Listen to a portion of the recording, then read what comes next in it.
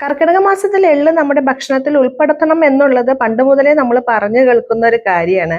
മഴക്കാലമായതിനാൽ രോഗങ്ങൾ വരുന്നത് കൊണ്ട് നമ്മുടെ ശരീരത്തിൽ അയൺ, കാൽസ്യം എല്ലാം കൂടിക്കോട്ടെ, ഇമ്മ്യൂണിറ്റി ഒക്കെ ഉണ്ടായിക്കോട്ടെ എന്ന് വിചാരിച്ചിട്ടാവാം അങ്ങനെ പറയണത്.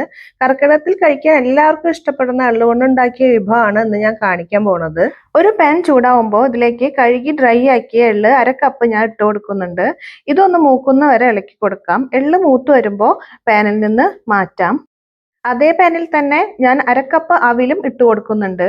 അവിലും ഇതേപോലെ ചെറുതായി ചുവന്ന കളറാവുമ്പോൾ പാനിൽ നിന്ന് മാറ്റണം. അതേ പാനിൽ 1 ടീസ്പൂൺ നെയ്യ് ഇട്ട് കൊടുക്കാം. ഇതിലേക്ക് 1/4 കപ്പ് തേങ്ങ ഇട്ട് കൊടുക്കുന്നുണ്ട്. തേങ്ങ ഒന്ന് വാടുന്ന വരെ ഇളക്കി കൊടുക്കാം.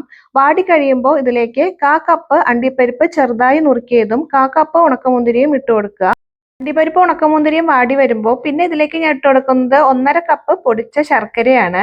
ശർക്കരപ്പൊടി തന്നെ വേണമെന്നില്ല, ശർക്കര ഉരുക്കി ഒഴിക്കുന്നതാണ് ഏറ്റവും നല്ലത്. ശർക്കരപ്പൊടി നന്നായിട്ട് മെൽറ്റായി തേങ്ങയിലേക്ക് എല്ലാം മിക്സ് ആയതിനു ശേഷം വറുത്ത് വെച്ചിരിക്കുന്ന എള്ളും അവിലും ഇതിലേക്ക് ചേർത്ത് നന്നായിട്ട് മിക്സ് ചെയ്യണം. 1 മിനിറ്റെങ്കിലും ചെറുതീയിൽ ഇളക്കിക്കൊണ്ടിരിക്കണം കേട്ടോ.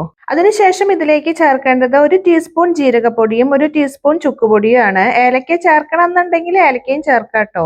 എല്ലാം ചേർത്തതിന് ശേഷം നന്നായിട്ട് മിക്സ് ചെയ്തിട്ട് 1 മിനിറ്റ് ഒന്ന് അടച്ചു വെക്കാം. 1 മിനിറ്റിന് ശേഷം 1 ടീസ്പൂൺ നെയ്യും കൂടി ചേർത്തിട്ട് നന്നായിട്ട് മിക്സ് ചെയ്ത് കൊടുക്കുക.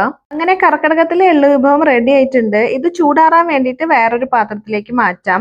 ഇതൊരു ക്രിസ്പി ആയിട്ട് ഇരിക്കുന്ന ഒരു വിഭവമാണ് കേട്ടോ. കുട്ടികൾക്കും വലിയവർക്കും ചായയുടെ കൂടെ കഴിക്കാൻ പറ്റുന്ന നല്ലൊരു വിഭവമാണ്. ഇത് തണുത്തതിന് ശേഷം അടപ്പുള്ള ഒരു പാത്രത്തിലേക്ക് മാറ്റിയിട്ട് അടച്ചു വെക്കാം. ഈ വിഭവം എല്ലാവർക്കും ഇഷ്ടമായി എന്ന് വിചാരിക്കണു. ഇഷ്ടമായെങ്കിൽ എത്രയും വേഗം ഉണ്ടാക്കി നോക്കാം കേട്ടോ. ഇഷ്ടപ്പെട്ടാൽ കമന്റ് ഇടാം. അതുപോലെ തന്നെ ചാനൽ സബ്സ്ക്രൈബ് ചെയ്യാനും മറക്കണ്ട കേട്ടോ.